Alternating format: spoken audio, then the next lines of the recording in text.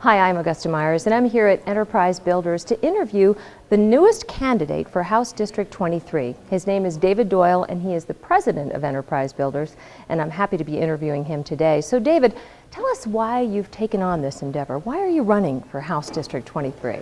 Well, I never thought in a million years I'd be involved in politics or run for an office. But this past session, I got involved with some business associations that asked me to go up and talk in front of some of the committees and testify about what small business is doing. I was really surprised at the reaction I got. It seemed like tax increases were the answer. And I didn't think that was the answer. So I got real frustrated with it, went home, talked to my wife about it, and she said, well, do something about it. And so I did. I thought, the way I can try and make a difference is to get up there and be engaged and be involved in what's going on in our government. So who is David Doyle? And tell us why you think people should go to the polls in June for the primary and vote for you.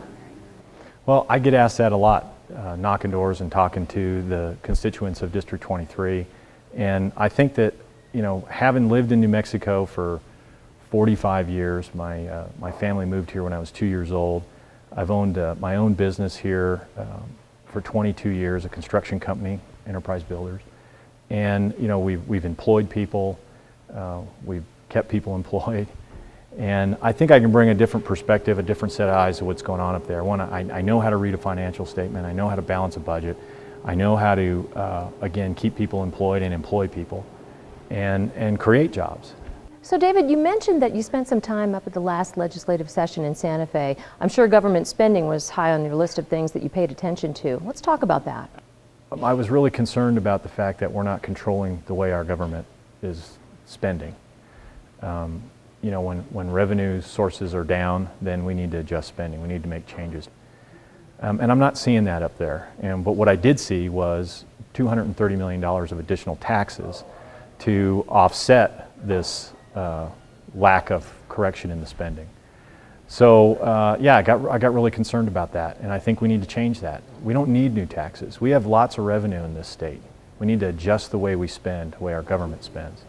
Now, as a parent, you're concerned about your kids' education. Let's talk about education and more importantly, maybe education choices. I think we should have choices in where we send our kids. That just because we live in a particular neighborhood, we shouldn't have to send our kids to that particular school. I think that having those choices creates competition, and competition's good.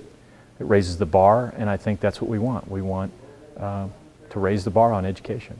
So David, tell us, how can people learn more about you and your campaign and some of the issues that concern you as you move toward the June primary? You can go to my website, which is doyleforjobs.com, my Facebook page, David Doyle for State Representative. I'd really love to have you send emails and comments and your concerns. I'm out there every day knocking doors, and I look forward to hearing from you and meeting with you soon.